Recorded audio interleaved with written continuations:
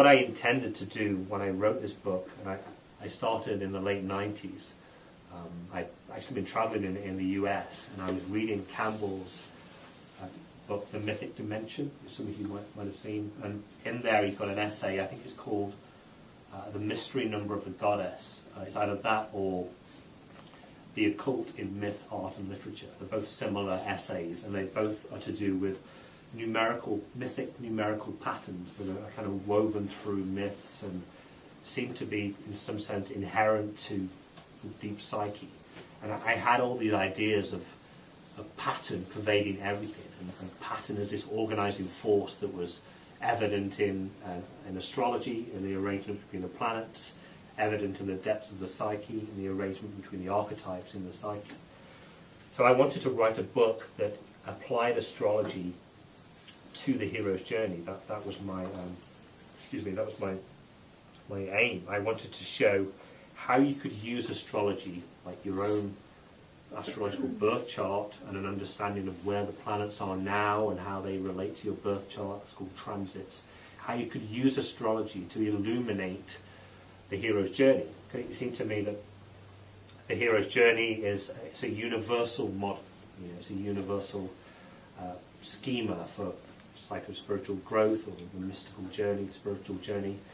And I felt that if you could bring in astrology, that would bring in an individual element. You would individualize that universal schema of the hero's journey. Like, you could know, like, I've got these two planets are in alignment in my chart, or these other two planets are in alignment in the sky for the next 2 or 3 years, and they're really focused in on my chart. And if you knew that, you could use that as a kind of way to figure out what are the major themes that are constellated in your own individual experience at any particular time. So, I mean, it's going to be hard for me to explain this well, but I didn't write that book.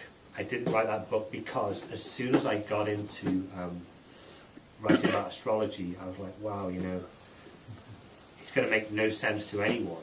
How can it be that a planet, 2 planets in the solar system can have any relationship to what is happening in the depths of our own inner life? I mean, it just seemed crazy. I mean, I knew that I was convinced of the value of astrology because I've been doing it for years, but I knew that in terms of the culture's worldview, astrology is nonsense. And you can't explain it scientifically in terms of gravitational forces or electromagnetism or anything like that. There's just no valid explanation. I think it was Carl Sagan, the cosmologist, who said the gravitational force of the midwife is stronger than any force from any planet at the moment that the child is born. Gravity is negligible. So what I had to do in this book really was to try to present a new worldview, or a paradigm within which astrology could make more sense to people. And I thought, well, I'll just write a couple of chapters doing the philosophy of astrology, and then 2 chapters became 3, became 4, became 5, and then the whole book then is on an astrological worldview. And what I do in this book is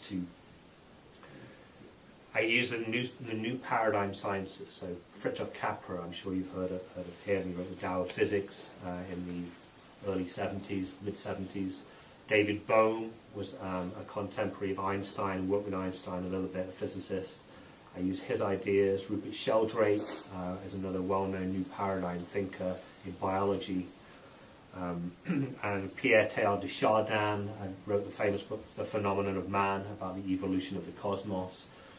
I was studying with Richard Tarnas, who is best known for archetypal astrology. His book, Cosmos and Psyche, came out in 2006. So I was studying with him, and I was studying with cosmologist Brian Swim. And so I had, on the one hand, these cosmology, and I exposed myself to the new sciences, and on the other hand, I was getting young myth, archetypal astrology. And so what I tried to do is to bring Jungian ideas together with the new sciences to show how it could be that the same kind of self-organizing dynamic was at work in the arrangement between the planets in space and in the arrangement of the archetypes in the depths of the psyche. So that's what I try to argue for in this book. So I'm yet to write the book on archetypal astrology and the hero's journey. That's a future project. But so what I mean, I can give a couple of examples that might help you understand this. So in astrology, each of there are eight planets and the sun and the moon, and they're all called planets in astrology. So there are 10 planets, and each planet is associated with a specific archetypal principle. So like the sun, as I said earlier, is to do with the light of consciousness, the ego, the center of consciousness. The hero archetype, the sun descends below the horizon, the hero descends into the underworld, is reborn, the sun is reborn each day, each night. So that's the sun. It's the I principle, the intentional yang type energy of the personality, the assertive, self-expressive aspect of the self. And then the moon is more like the yin, the feminine, the yielding, the receptive, the containing matrix of existence, the mother, to do with the mother and the child archetypes. So then Mercury is to do with the mind, the rational mind, and each of the planets have their own particular archetypal meaning. Venus, Aphrodite, love, beauty, romance. And then the slower moving planets, particularly Saturn, Uranus, Neptune, and Pluto, they seem to be really to do with like profound psychological and cultural transformation. So Pluto is connected to the archetype of rebirth. It's to do with instinct, empowerment, power drives, elemental power of nature, Shiva-like creative destructive power, the underworld, the mythic underworld, the whole death rebirth process that I've just been talking about. And Neptune is to do with the divine, spirit, enchantment, magic, mystery, image, myth, dream, the whole collective unconscious in Jungian terms. So that's, like the kind of a spiritual planet, and Pluto is this dark underworld, transformative, the force of nature, to do with the force of nature, the power of nature. And then Uranus is to do with like awakening and freedom and liberation and revolution and rebellion. And in our own time, since 2007, the whole world has been living under an alignment, a major alignment between Uranus and Pluto. They're 90 degrees apart in the sky.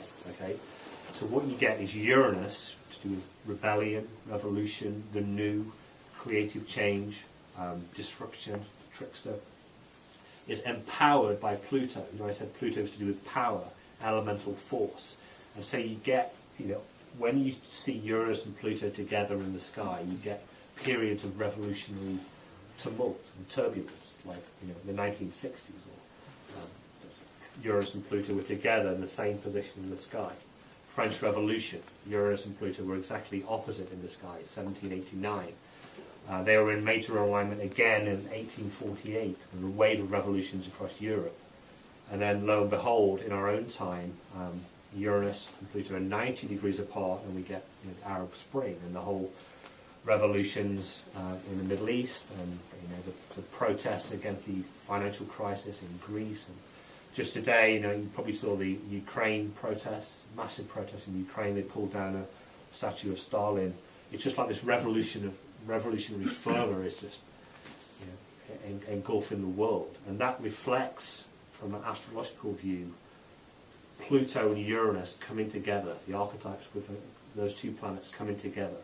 And it's often a time of like technological empowerment, the space age in the 60s. And again, we see in our own time, suddenly China and India launch space missions. They want to get to Mars now. It's like whenever you get Uranus and Pluto together, there's a technological empowerment. Uranus is the new, the technological, the breakthrough, and Pluto's the power, the power of the atomic explosion. Pluto was discovered 1931, and I think the nucleus of the atom was split in 1930, or might be the other way around. you know, Pluto is that kind of nuclear, titanic energy. That is how Pluto manifests. So what you can do, if you know a little bit of astrology, is to look at your chart, see what's happening at any time, and say, oh, wait a minute, I've got Pluto is aligned with Saturn in my chart for 3 years, 4 years, and those two principles together, you know, they often correlate with death rebirth processes or intense crises. Saturn is the archetype of the old, like death, crystallization, the problematic side of life, suffering, mortality, constriction, blocks, the no response, negation. It has a bad press in astrology, and you can see why. It's Saturn. People generally don't experience Saturn very favourably, but it's also to do with qualities like maturation, gravitas, and structure, and containment. Positive qualities as well as these negative ones.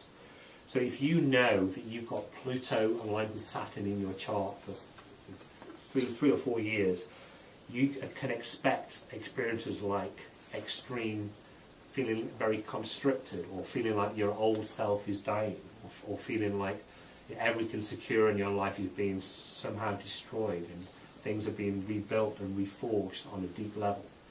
And if you know that, that's valuable information to think, because what might seem to be a traumatic and an extremely confusing, troubling experience, if you can look and see, what you actually Pluto Saturn in my chart, and know what that means, it gives like a cosmological context, a framework that can help you render what is happening more conscious. You can become more conscious of the transformative process that is taking place within you.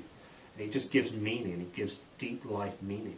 So that even though the suffering might not be diminished if you're going through a death rebirth process or an existential crisis, the suffering is going to be the same, but if you can bear the suffering meaningfully, then that can totally transform you. Was it Jung said that meaning makes a great many things bearable, perhaps everything. I think that's true. And someone like Viktor Frankl, logotherapy, he had a similar emphasis on meaning. He survived concentration camp, and it was just came out convinced of that if you could find meaning in your existence, you can survive anything. And I think that is what both the hero's journey model and archetypal astrology can give you. So you can use astrology to illuminate different periods of your life, and you can go back through your life and you can say, what was happening when I was 25? Why did I feel like that then? And it can be quite a revelation to study the astrology, what was happening there. I don't believe that astrology can be used for prediction. If you read the sun sign stuff, it's kind of superficial. And a lot of astrology is still like very literally predictive. This is going to happen to you in 2 years' time. This is going to happen in 3 years' time. Very precise. I don't use astrology that way. And archetypal astrology is to do with understanding these deep underlying themes that are constellated in life at any time, and how you experience Pluto Saturn might be very different from the next person. One person might be, I don't know, I've done readings with people, someone was carrying twins, was pregnant with twins, and the whole heavy burden of carrying that and then raising 2 children, that fits Pluto Saturn.